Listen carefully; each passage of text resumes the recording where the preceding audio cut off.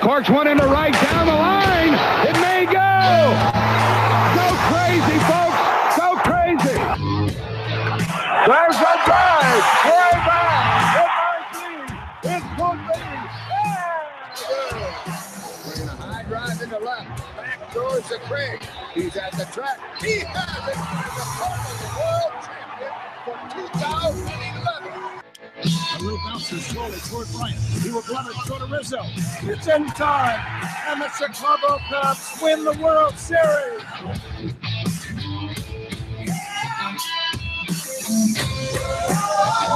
This is the Team of Rivals podcast. No insiders, no anonymous sources, just passionate analysis from the bleacher seats. Here are your hosts, Ron Nuttall and Peter Geddes. All right, everyone. Welcome to the show, and happy holidays, everybody. We're right in the middle of this thing. So Christmas is over. We're waiting on New Year's. And baseball, it can be quiet, but I think there's still plenty to talk about, right, guys? There have been some not overly fantastic developments that have happened, but at least some new speculation has come up. And we're going to talk a little bit about whether that has been more media writer-related or speculation on just kind of matching up who fits who. But I'd like to get your take on it. So without delaying any further, guys, how's your holiday been so far? We've been kind of all over the place, right? I drove about halfway or at least a third of the way across the continent. You guys have done a couple interstate travels as well, right?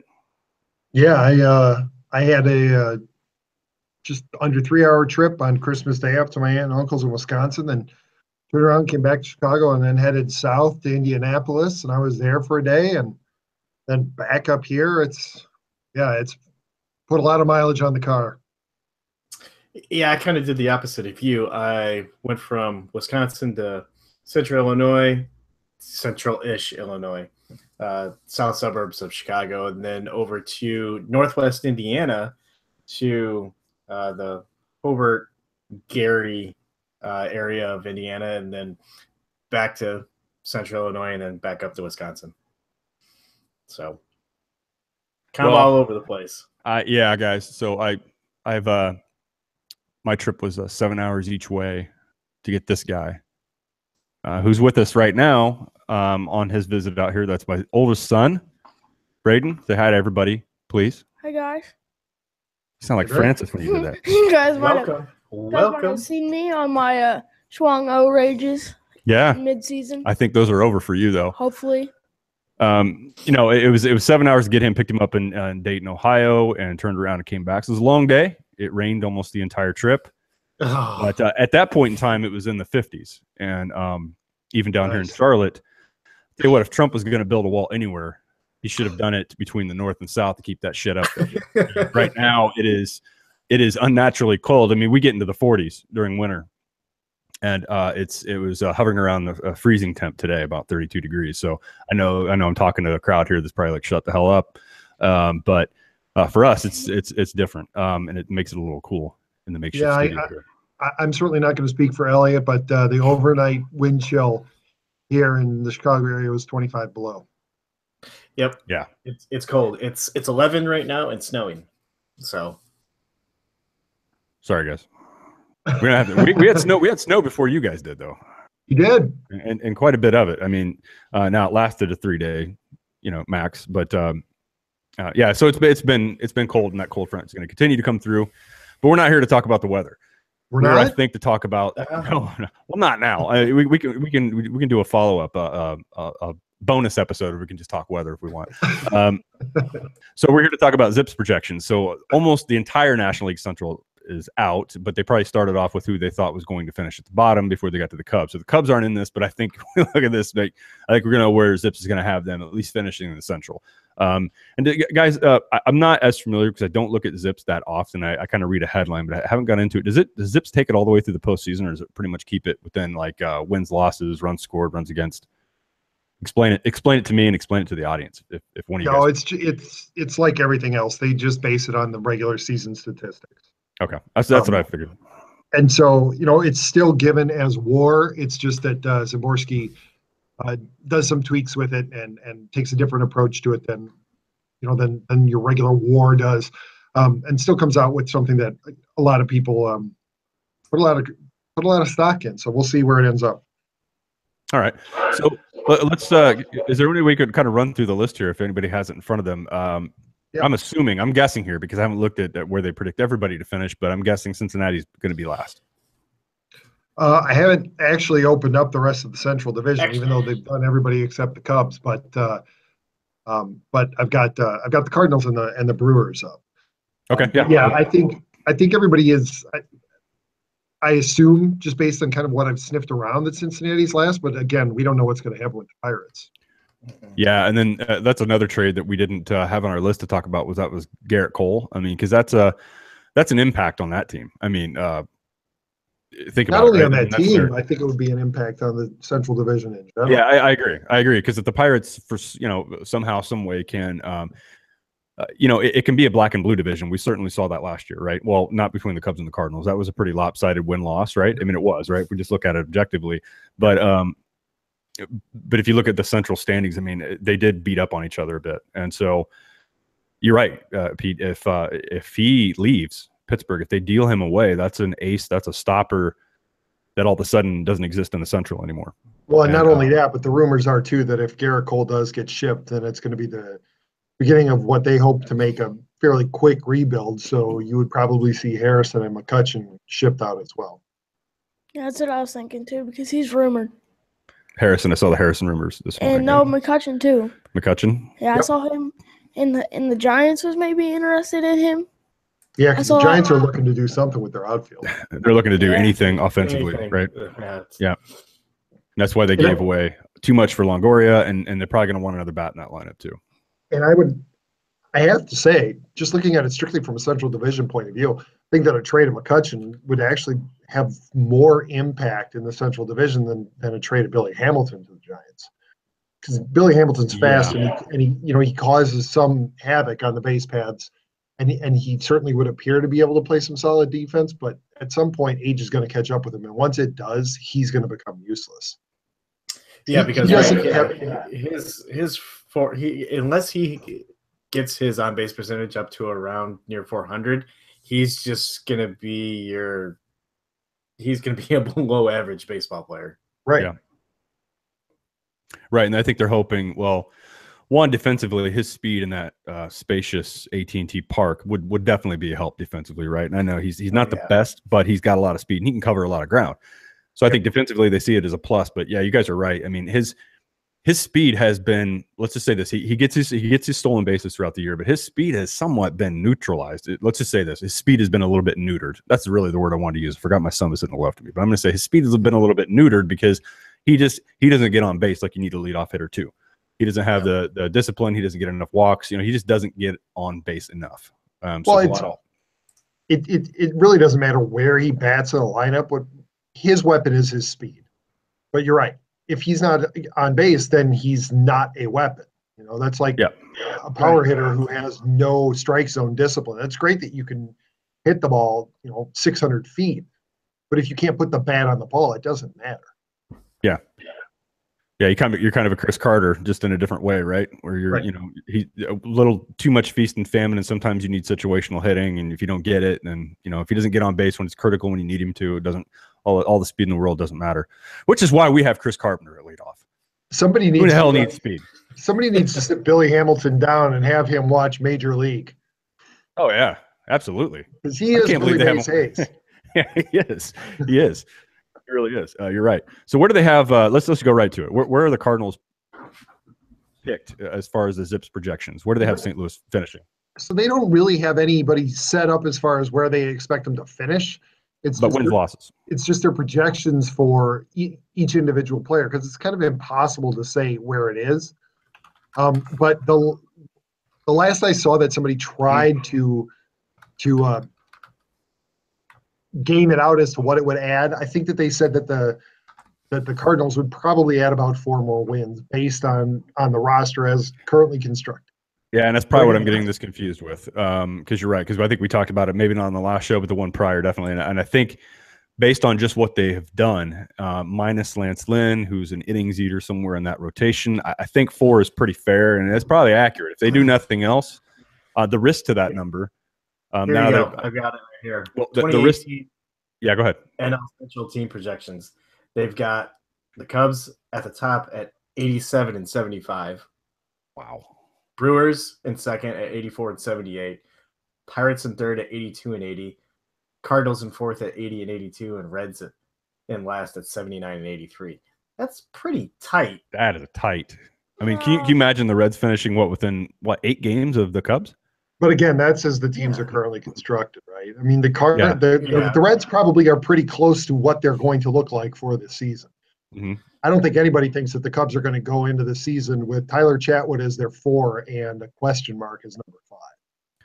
Right. Well, and I was going to say the risk to the 87 win projection that the Cardinals got, or the prediction was, if they don't settle who's at the back end of that bullpen, that is a huge risk to that number, because you saw how many wins that they gave. I mean, who knows if they would have wins or not. I'm talking about leads, how many leads they actually blew last year after the 7th inning.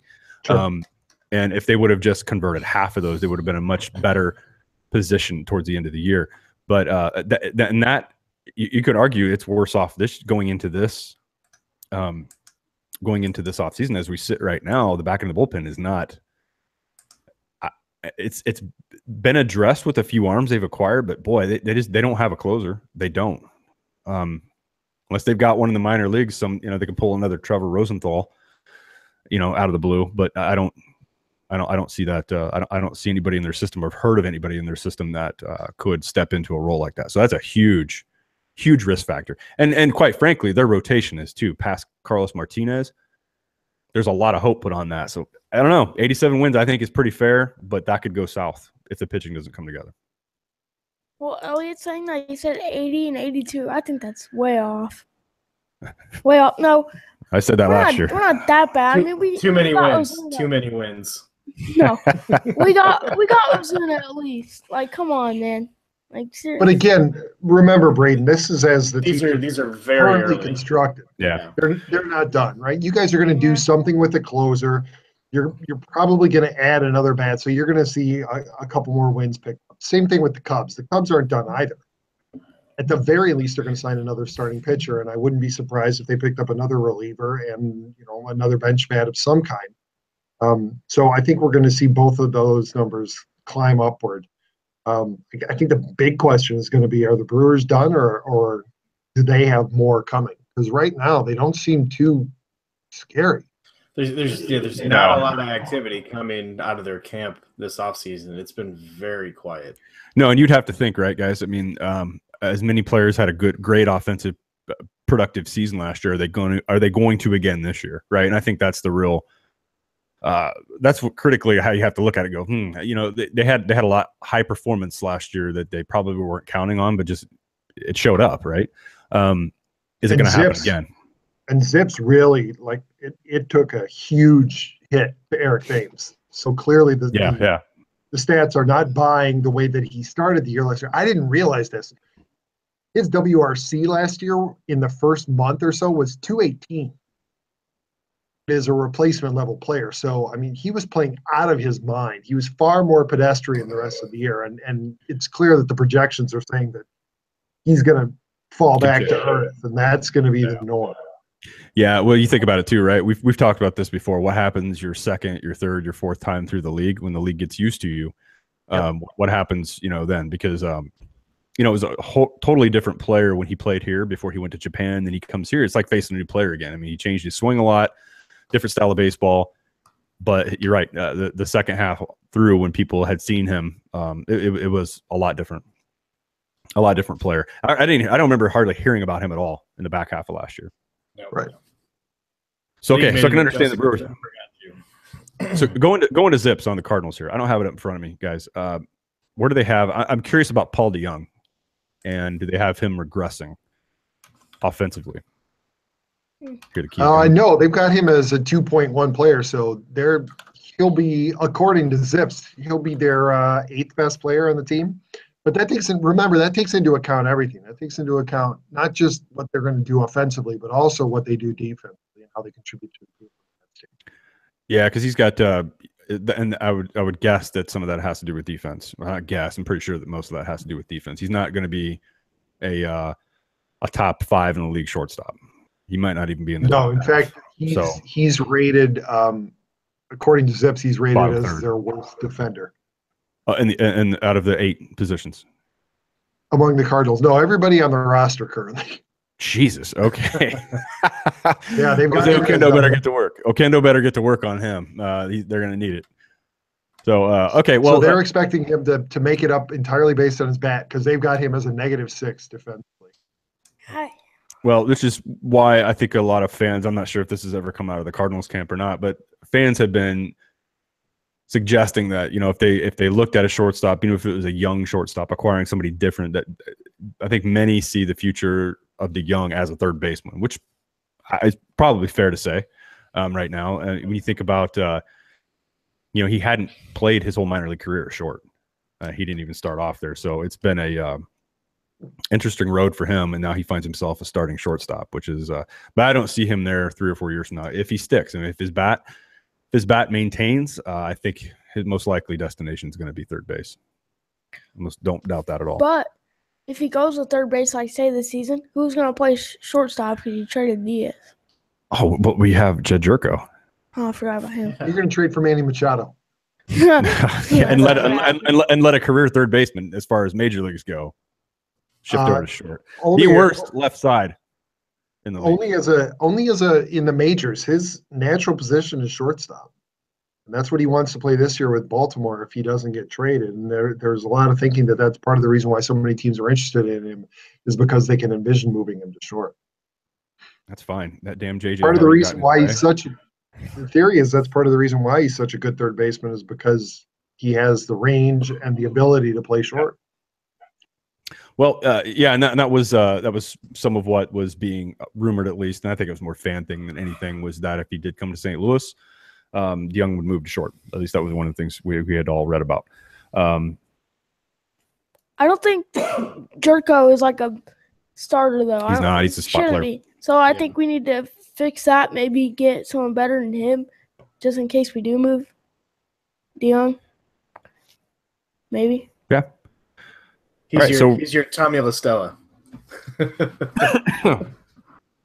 Yeah, we've had a few of those. Aaron Miles, we had one of him.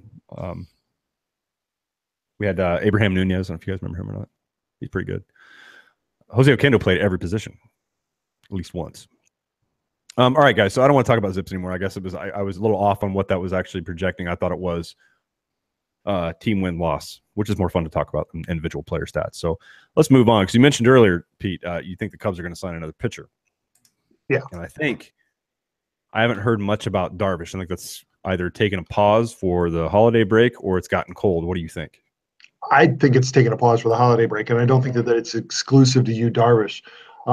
I saw a tweet this morning that said that there are 150 free agents who still haven't signed.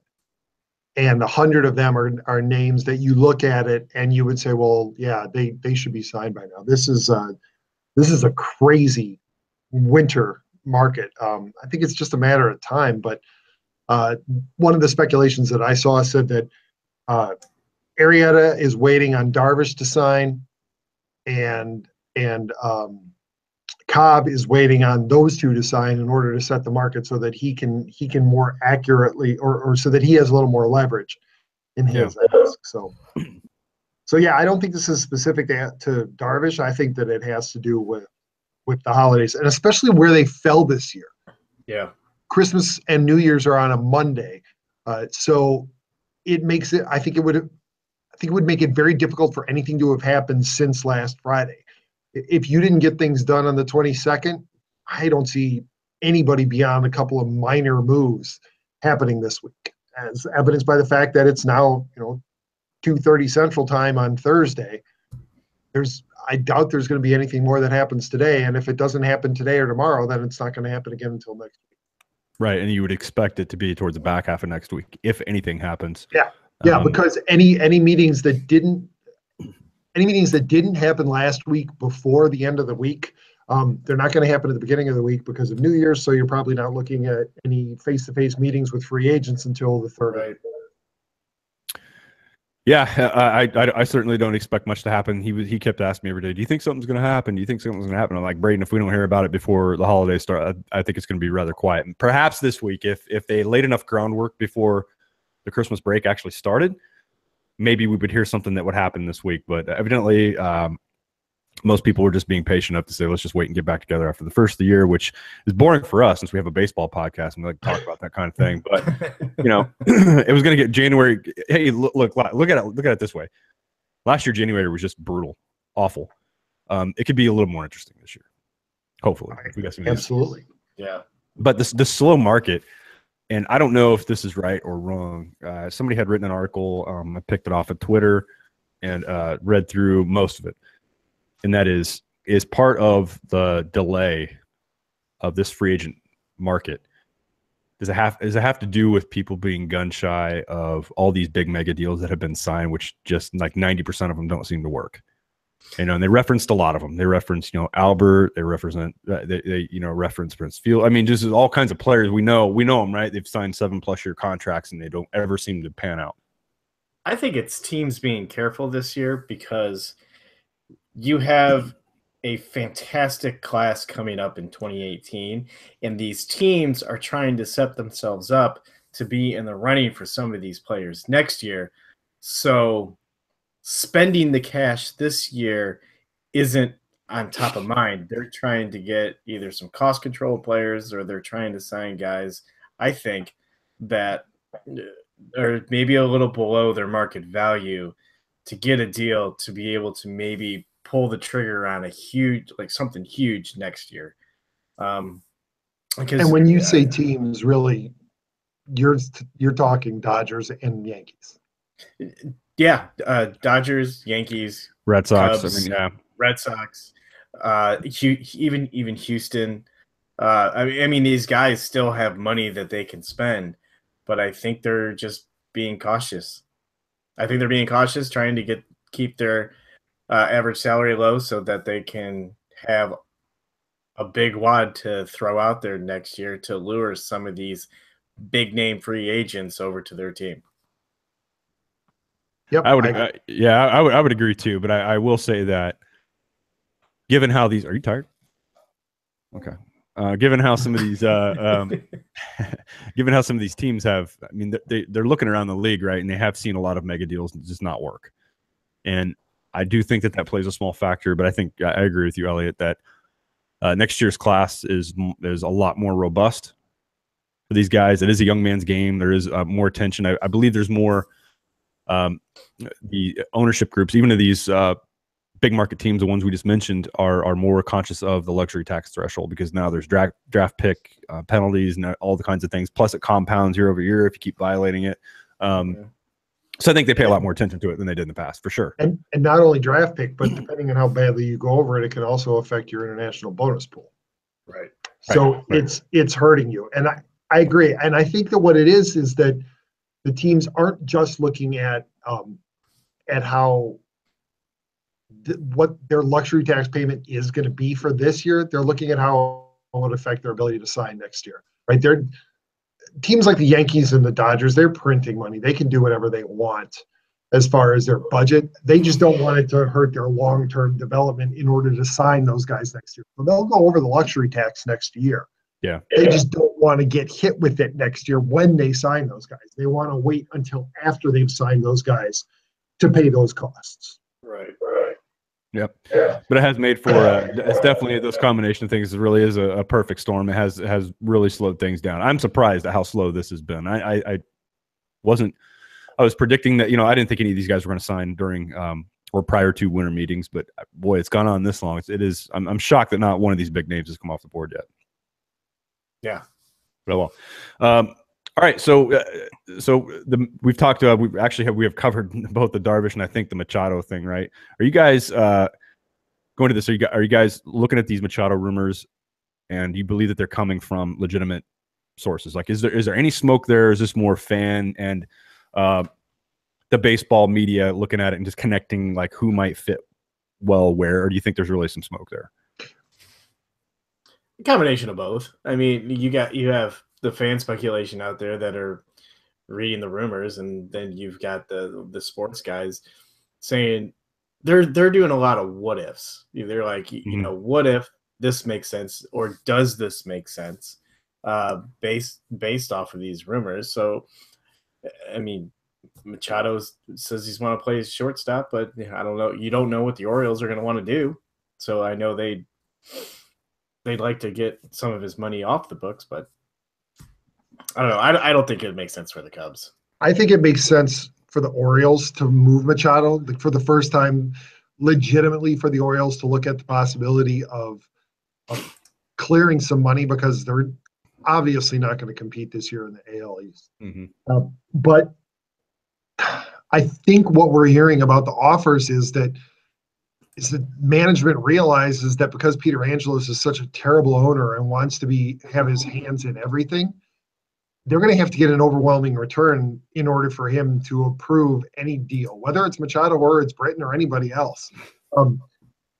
He's the kind of owner who obviously feels like he has to win the trade and not have it work out for both teams. He has to take the other team. Otherwise, he's just not going to make the trade. It's why the Britton deal got nixed last year. And so I think that's what we're hearing, this ridiculous rumor that the Orioles had been offered Addison Russell, Albert Almora Jr., and Mike Montgomery for Machado. God, if you're the Orioles, don't you just jump on that and say yes? Oh, yeah, that's a fleecing. Yeah, I mean, absolutely. Yeah, which makes me think that it's not legitimate. But I think that part of the speculation could be is that's the kind of deal that would be required in order to get Angelos to approve it. Yeah, maybe. What were you saying? Why would the Orioles accept that? That's terrible. Why would the Orioles accept that? Yeah, it's a terrible Oh trade. man, no. That'd be a great trade for the Orioles. They would have done it already if that was legitimate. So I kind of agree with you, Pete. That couldn't have been who was on the table. No, I believe it would have been done. And then if they if they trade for Machado, guys, are they retaining him? I mean, you think if they're giving up that much, they would want to, right? And if so, are they going after Harper as well? Yeah, if the Cubs were sending all those three guys over there for Machado, there would have to be stipulation that, hey, you're going to sign an extension, or they'll do an extension right away.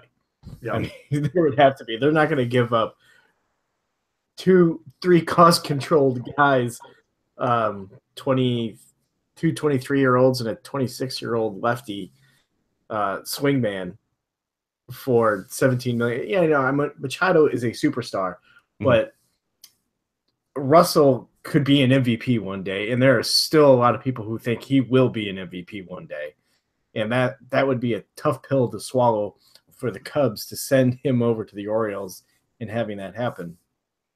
Only if they're unable to keep Machado. Right, if they're unable. Yeah, I mean, if you're only getting a year of him, and then, I mean, it would look terrible on Theo and company. So yeah, and that'd be the hard thing to do, right? I mean, and another way that GMs look at this that we don't necessarily, and they look at, boy, am I really giving up whatever umpteen years of control for one? Like right. How, no matter who you're talking about name wise, that's probably still a tough thing to settle on. Just a bad business deal at the end of the day. And also it's the time of year. You don't know where you stand with this season. So trading a king's ransom to land Machado for the year and not knowing if you're going to be able to retain him at this point in the season when the first pitch hasn't even been thrown is very different from trading, a couple of solid players, whether it's Gleyber Torres or it's Eloy Jimenez, and those kind of trades you're making because you're going to be in the playoffs and you're looking to solidify the team that's qualified for the playoffs in order to win the playoffs. Right now, you would just be trading Manny Machado on the hopes that you're going to make the playoffs and that you can sign an extension. The cost becomes a lot higher when it's happening during the course of the season. Yeah, absolutely. So, I mean, what's the likelihood, guys, that he's dealt? We'll run through a couple things here before we get to extra miscellaneous pitchers. But where do you guys think Darvish is actually going to land? I have no idea. Yeah. It doesn't sound like it's going to be Texas, even though that he's met with him and he's had a couple conversations with the owners. Yeah, it sounds like their financial structure wouldn't be able to accommodate the kind of money he's looking for. Honestly, I don't know where he's going to go. It could be. I think there's equal opportunity anywhere.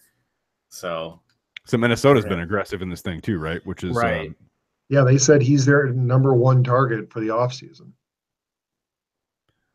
I still find it tough to not see him in a Rangers uniform. And I understand the financial circumstances, or at least the hurdle that they have there. But I still wouldn't be surprised, guys, if he ends up back in Texas. I kind of still stand where I was a month or so ago. Now, Machado, is he dealt before opening day or not? No. They realize they're going to get more for him now than July, right? No, Well, they don't realize that.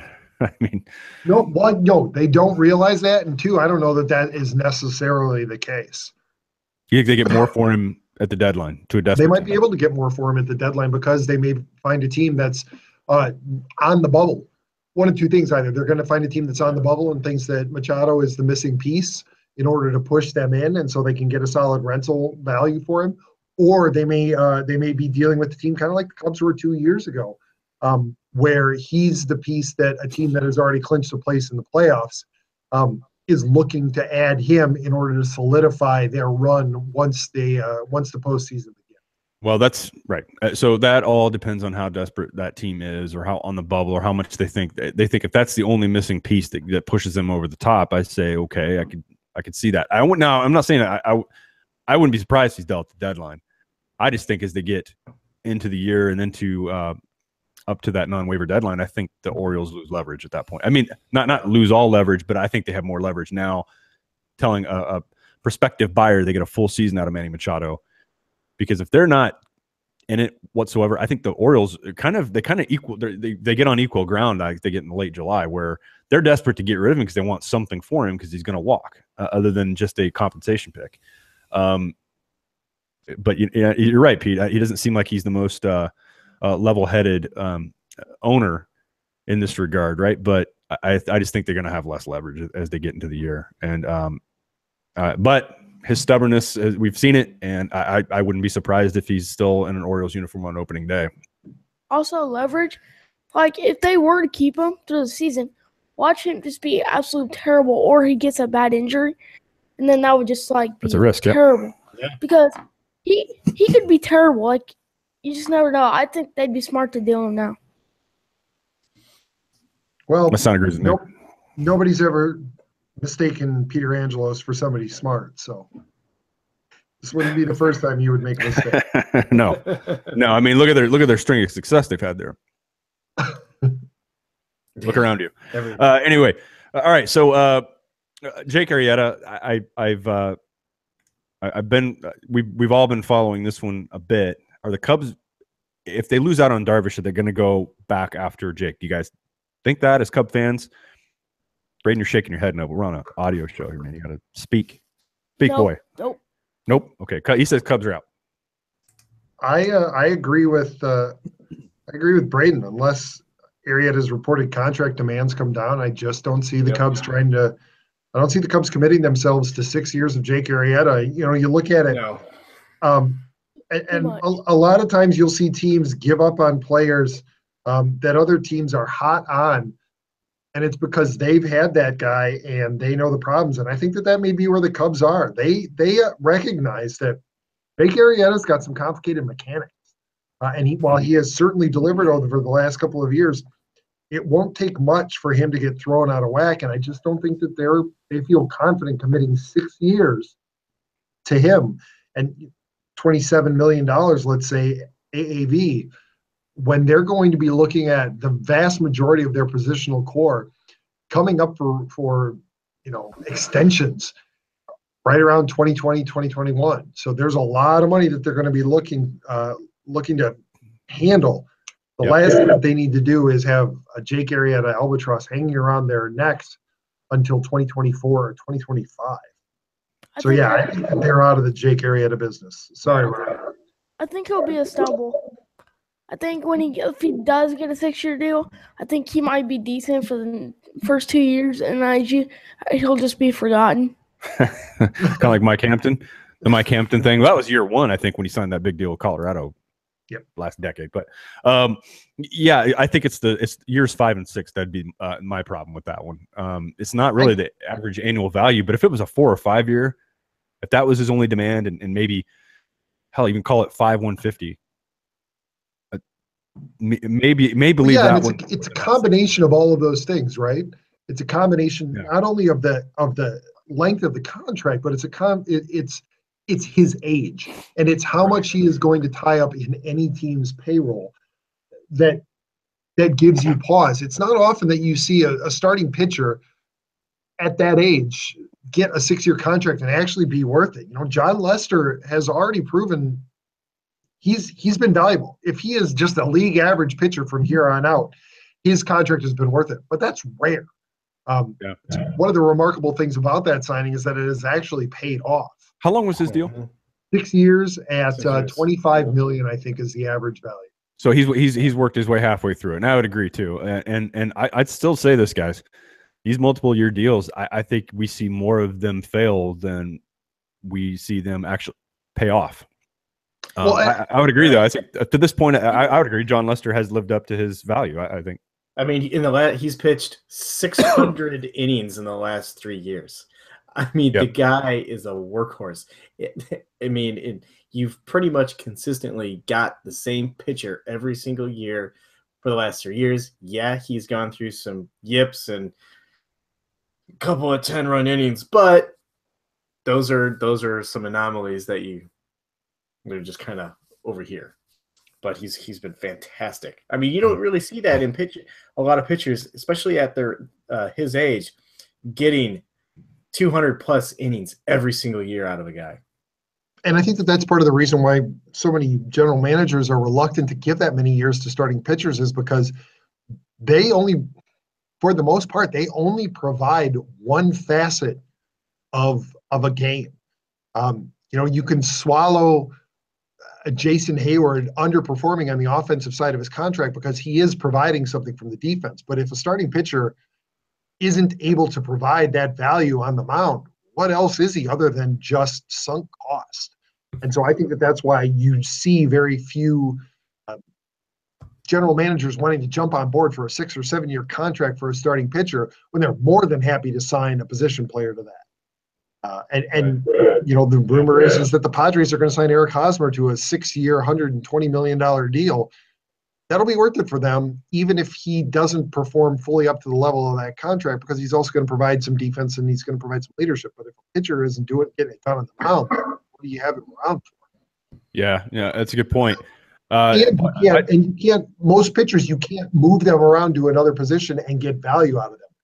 You can move a corner outfielder to first base, or if you're in the American League, the DH, and you can still get some value from them. You can't do that with a pitcher. Yep. Yeah, that's a good point. I tell you what, 120 for Hosmer doesn't sound like a bad price tag at all. No. So for any team.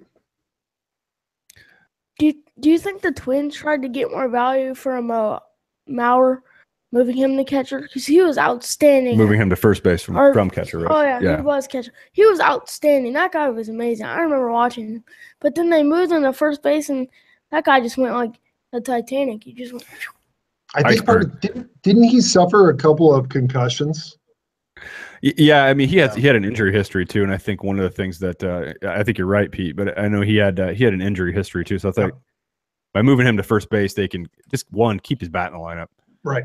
But then you've got a 15 home run guy at first base, so it's that one hasn't worked out for him, right? Yeah, I mean not since he signed. And I think that the injuries probably took a toll on him, and that's part of the reason why his performance declined as well. Yeah, absolutely. It's just a name we don't hear much about anymore. But that team's certainly gotten a lot better, and they're surprising. Usually we never hear the Twins in the offseason being involved in anything, but they've been rather aggressive. But so that's Jake Arrieta. Alex Cobb, his demands are what, $20 million a year, 7 years? Yeah, we're hearing $20 million, and he's the projections were that he was going to get 3 years at $15 million per, and now there are rumors that he's seeking 4 or 5 years at $20 million. That's all over the place. Yeah, I just don't. Boy, I don't see that happening. No, these guys are asking too much, and I think all the time is with the teams. The teams just got to wait until somebody says, "Okay, I'll go down," or let's make this deal or something. And I think that's what it is. I think it's just right now they're in the middle of a staring contest, and the teams are winning because it sounds like some of these guys they're gonna ask for less than what their initial asking price was. Well, I think almost all of them, every one of them is going to get less than what they originally were asking for, which maybe that's not uncommon, right? But I just don't. JD Martinez is another name that's kind of we haven't heard anything about, but I now that the Red Sox seem to be out of it after re-signing Moreland? No. Nope. Well, I don't know. But keep going. It's an M. Mitch Moreland. Mitch Moreland. There you go. Moreland. I said Moreland. Did you say Moreland? I said Moreland. Mo. Mo. Mo. Moreland. All right. So it's not the Red Sox are out of that. At least it seems like they're out of it. So that actually took them out of Hosmer, right? Because he's a first baseman. So never mind. But JD Martinez is another name I haven't read much about lately at all. And so are these guys going to go to February before we know where they're going? Some of them very well may. Yeah. That or else they're just going to have to. They're going to have to take less in order to get into their routines. Somebody like Alex Cobb, if you really think what's working against him is his injury history and his proximity to Tommy John. There's certainly the potential there for him to be a $20 million a year player, but he's too close to that injury, I think, for a general manager to feel comfortable signing him to that. So if that's the kind of money that he wants to get, he almost might be better served by taking a 1-year prove-it deal and going back out on the market next year. Because I just don't see him getting a 4 or 5 year deal for $20 million per year. Nope. Yeah, I agree with that. I don't see that happening either. So, hey, last thing we want to talk about here, guys. Since I got my son here, he's a big he's a big baseball fan, but he's also a big baseball gamer. So, Braden, you have MLB The Show 2017, right? Yes. And go through the National League Central. How do they have these teams as far as their team power or whatever the hell they use? Team jewels or crystals or skulls? How do they do this video game I thing? think Cubs are maybe 5-10-ish range for power. I think the Cardinals are 15th, I think, for power. But for highest players, I think Waka is one of them. I think he's a 88 maybe. Really? Or something like that. But Chris Bryant's like a 95.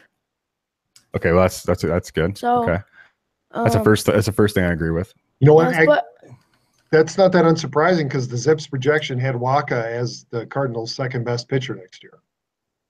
yeah. I hope Zips and Sony are both right. Well, and I think for team wise, for like the whole country, I think Cardinals were 11th overall. I think the Cubs In the National League. For all of for the baseball. all baseball. Okay. But this was before last year. So Yeah. before the season. So after the Cubs won the World Series. So I think the Cubs were either first or second. But the game came out with updates. So later on, when the Cardinals kind of had a spark, they go up to 8. And then they drop down to like 15. And then the Cubs would go down to like 5. So it was around that mark. So the Cubs are at least top 5 for the best players in MLB. And I think the Cardinals were like top 15. Okay. So after you make all your illegal trades, you shut the trade blocker off. What was the highest you were able to get the Cardinals up last year when you turned off the trade, whatever filter? No, I did not. I've always had salary cap on and trades. Like I do them fairly. I'm smart. I know how to get players. Okay. That's All right. why I should What was the best deal you pulled off of your season? Let me tell you this. Before you do this, tell me what was your Cardinal roster like last year? Full of Cubs. It was. It was Donaldson. I had Donaldson. Yep. I actually pulled off Juan Moncada because I knew he'd be a good prospect, so I wanted him. And you didn't have the filter shut off. Promise. Okay.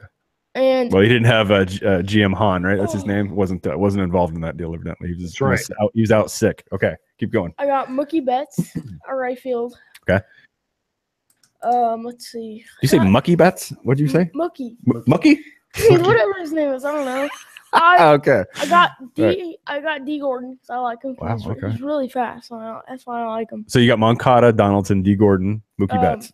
Mookie. I got- Mookie Betts. No, Mookie Betts. I got a picture Mookie too. I Betts. got. What's that guy's name? Oh, you Darvish. I got him too.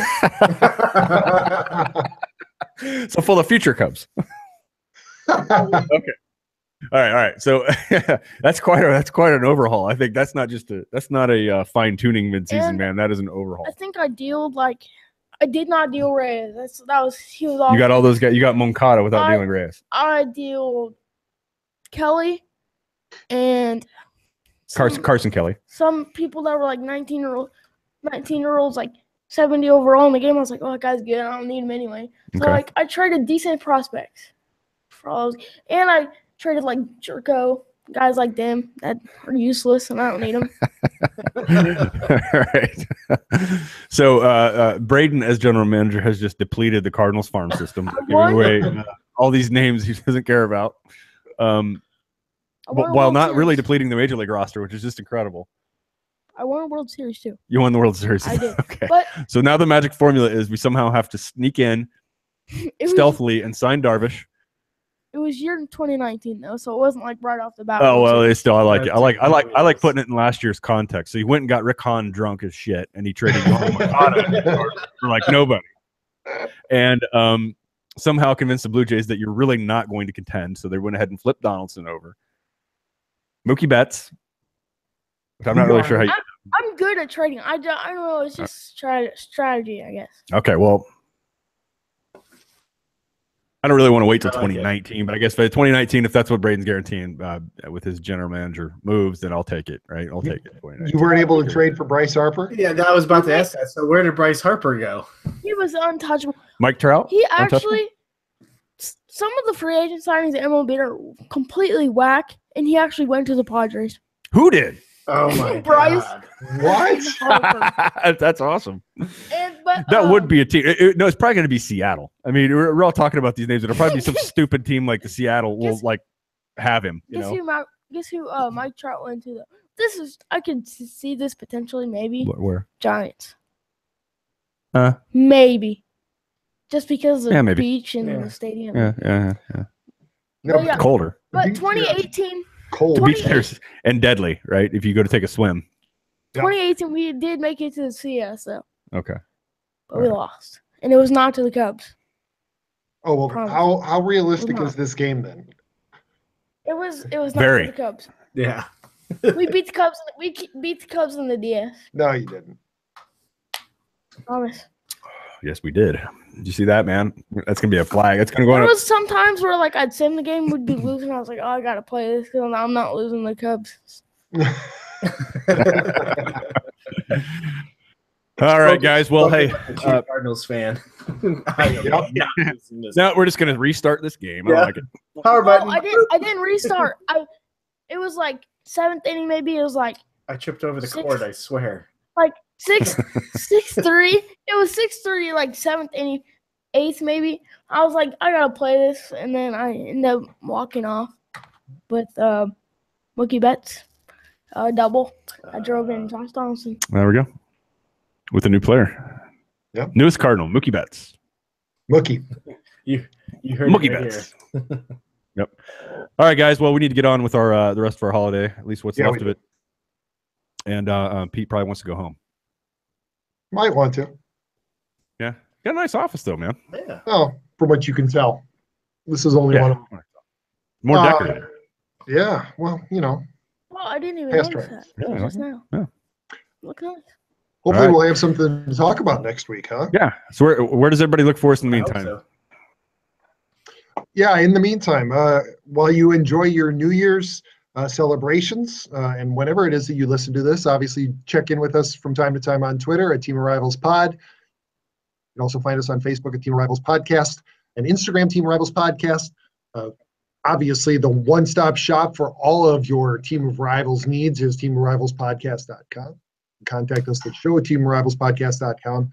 And then obviously rate, and review us on iTunes, Facebook, or SoundCloud, Stitcher, TuneIn, Google Play, and Spotify.